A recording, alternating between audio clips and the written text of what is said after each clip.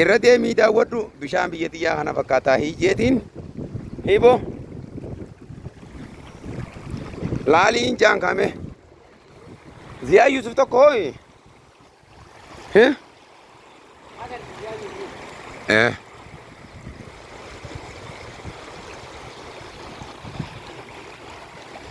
laal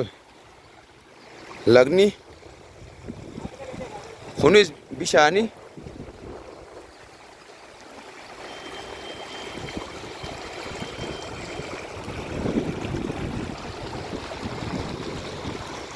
kana fakkaata.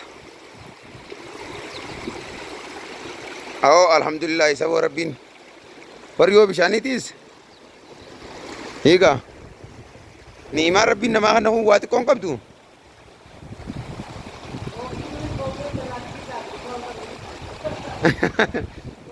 Hiiboo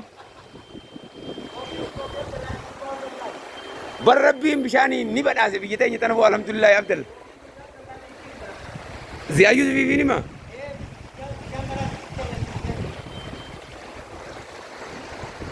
bishaan akkana fakkaatu kana rabbiin nuun badhaase kunoo alhamdulillah kani deemichi bishaanii kan ka'umsi bishaan kanaa kunis madda biraa kunillee madda biraa itti galli bishaan kana lameenii hunoo asii walitti galu